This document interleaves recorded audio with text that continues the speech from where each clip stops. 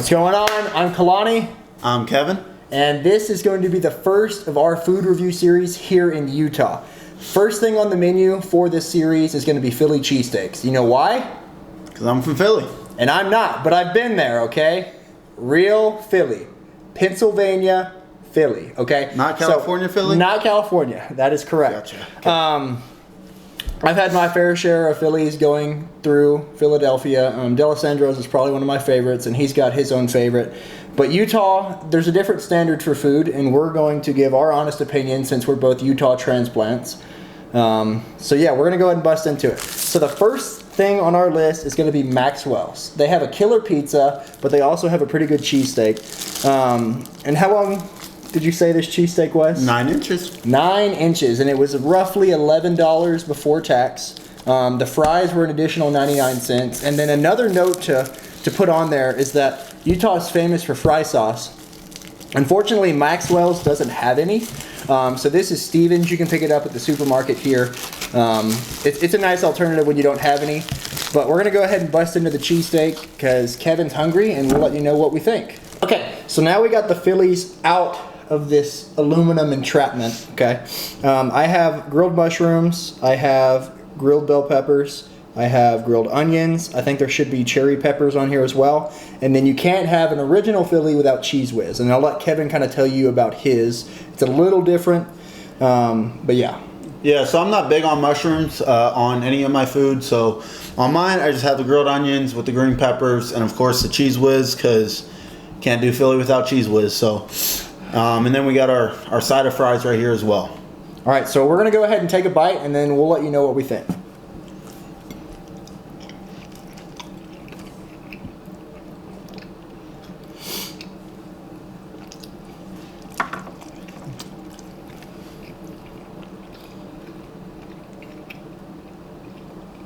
I think the first thing to probably note is that the bread's a little soft for me.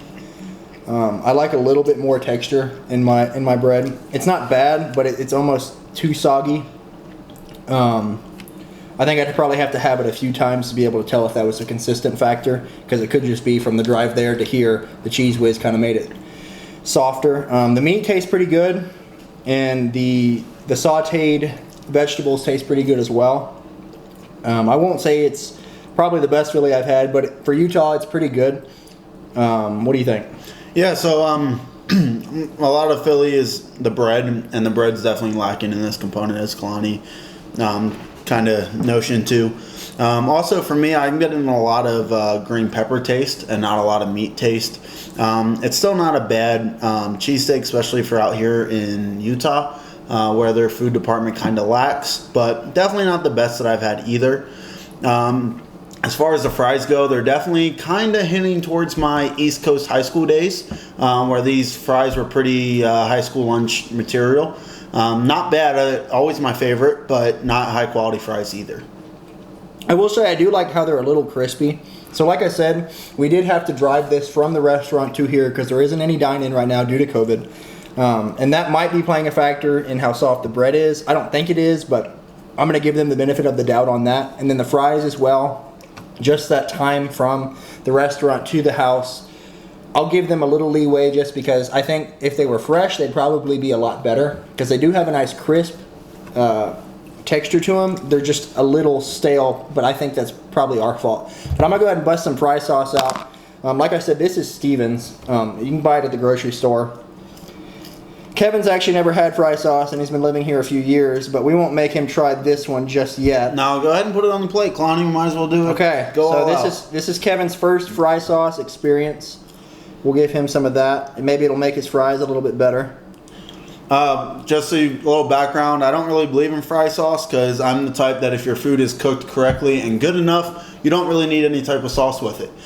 So for me, I kind of call fry sauce the way Utah has came out with a sauce to put on their food to actually make it taste better because it's not that good to begin with. So that's just like my little joke.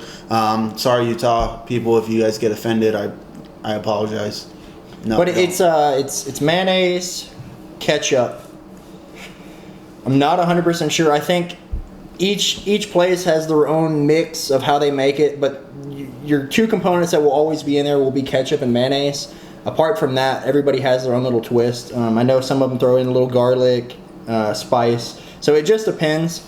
We'll get into more of the fry sauce later on, but I'm going to go ahead and try it out. Go ahead and try it here with Kalani.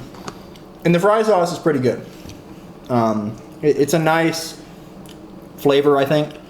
Yeah, so for me, let me try it again before I say anything. I don't want to speak too soon. Yeah, not for me. I'm actually not a big mayo fan at all, which is probably why I haven't tried fry sauce to begin with. But to me, you kind of get a mayo taste at first and then a hint of ketchup towards the end there. And for me, the mixture's just not there. It's a little sweet, actually. Not something I like on my fries. I'd go ketchup or nothing at all. But yeah, just kind of my feeling on it. And I think that's good because, like I said, he's never had it before. So the further along that we get with this, he'll have to try different ones. So he can at least give you a standard of what his bad is. I mean, obviously, he has the taste of this one. And if he has one that's worse than this one, he'll be able to tell you that. I like fry sauce. I'm a big sauce guy. I like the taste of it. But I do think it's still important to have a good fry because otherwise you're just drowning it in sauce, which, I mean, that's what I do with hot sauce if something doesn't taste good. So there is pros and cons to it, but I do like the added taste it can give, especially if your food's good.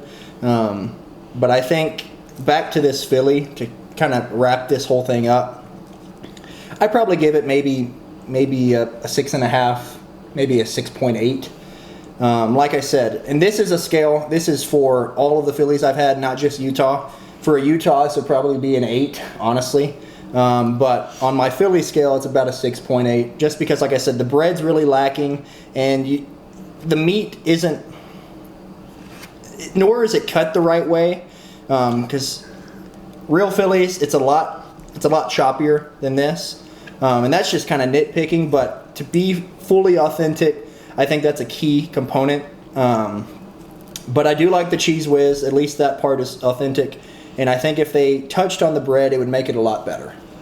Yeah, so just to wrap up my end of it, and just so you guys have a little background on me, if I ever tell you I'm trying something new, understand that's way out of my comfort zone. I don't really try new things. So for me to try this fry sauce, just clap your hands for me. I'd appreciate it. But as far as the cheesesteak goes, I told Kalani when he moved out here a few weeks ago that everything's on a Utah scale. So if I say it's good, it means it's good here in Utah, not in general. So this is one of the better cheesesteaks I've actually tasted here in Utah. I've had some not so great ones, and I've had some pretty good ones.